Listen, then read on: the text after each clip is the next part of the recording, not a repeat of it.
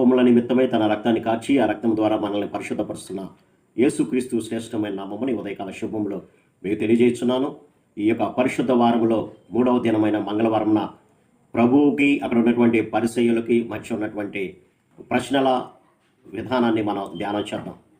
అక్కడ ఉన్నటువంటి వారిలో ప్రభువు యెరూషలేములో దేవాలయానికి చేరుకున్నప్పుడు ప్రధాన యాజకులు, అధికారులు, పరిసయ్యులు, శాస్త్రులు, హేరోదీయులు, సద్దూకయ్యులు వీరందరూ కూడా వారు వచ్చి వారి మాటల ద్వారా ప్రభువుని చిక్కున పెట్టాలి అనేటువంటి ఆలోచన చేత వారు కొన్ని ప్రశ్నలు వేశారు. నీవు ఏ అధికారం వల్ల ఈ యొక్క కార్యాలు చేస్తున్నావు అని అడిగారు. అలాగే కైసరుకు పండించడం న్యాయమా, ఇవ్వకుండా ఉండటం మంచిదా, పునరుద్ధానంలో ఎవరు ఎవరికి భార్యగా ఉంటారు, ఆజ్ఞలన్నింటిలో ప్రధానమైనది ఏది అని ఇలాంటి చిక్కు ప్రశ్నలు కొన్ని అడిగారు. ఏదో ఒక వంక పెట్టి ఆయన మీద నేరం మోపాలి అనేటువంటి ఆలోచన కలిగిన వారుగా ఉన్నారు. ఇందులో చివరిగా అడిగినటువంటి ప్రశ్న, ఆజ్ఞలన్నింటిలో కూడా ప్రాముఖ్యమైనటువంటి ఆజ్ఞ ఏది అని అడుగుతున్నారు. ఎందుకు అడిగారు అని గనక ఆలోచన చేసినప్పుడు, యెహోవా దేవుడు ఇశ్రాయేలు జనాంగాన్ని ఐగుప్తు నుంచి కనానుకు తీసుకువెళ్ళేటువంటి మార్గంలో మోషే ద్వారా 10 ఆజ్ఞలను ప్రభు వారికి ఇచ్చాడు.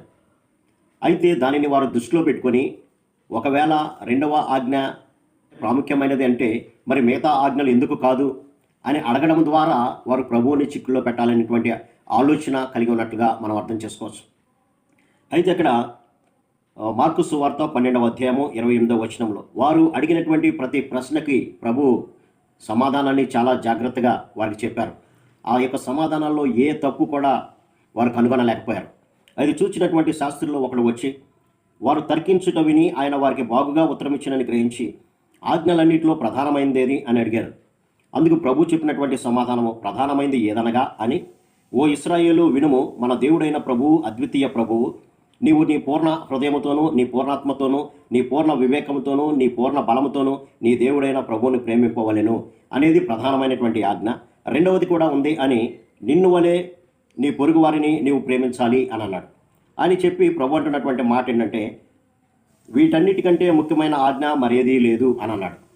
అవును ప్రియులారా, 10 ఆజ్ఞలను కలిపివేసి ప్రభువు ఒక నూతనమైనటువంటి ఆజ్ఞను మనకిచ్చాడు. అదే ప్రేమ.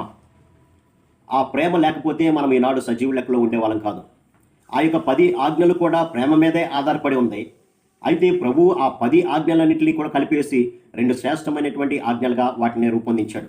మొదటి ఆజ్ఞ ఏంటంటే, మన దేవుడైనటువంటి ప్రభువును అద్వితీయుడు, ఆయన ఒకే ఒక్క దేవుడు, ఈ లోకంలో వేరే దేవుడు ఎవరూ లేరు. కాబట్టి అద్వితీయమైనటువంటి వాడు, ఆయన యొక్క మహిమ ఎవరికి ఇచ్చేటువంటి వాడు కాదు, ఆయన మహిమ ఎవరికి కూడా లేదు కూడా.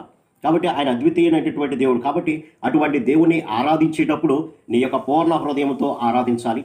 అంతేకాకుండా నీ పూర్ణ ఆత్మతో, నీ పూర్ణ వివేకంతో, నీ పూర్ణ బలంతో నీ ప్రభువుని ప్రేమించాలి. అవును ప్రియులారా, ఈ యొక్క జీవితము లోకంలో ఉన్న వాటిని ప్రేమించే వ్యర్థమవుతుంది. కానీ దేవునిని గనక మనము సంపూర్ణమైనటువంటి హృదయంతో, పూర్ణ వివేకంతో గనక మనము ప్రభుని ఆరాధించినప్పుడు, ప్రేమించినప్పుడు ప్రభు తప్పనిసరిగా మనల్ని స్వీకరిస్తాడు.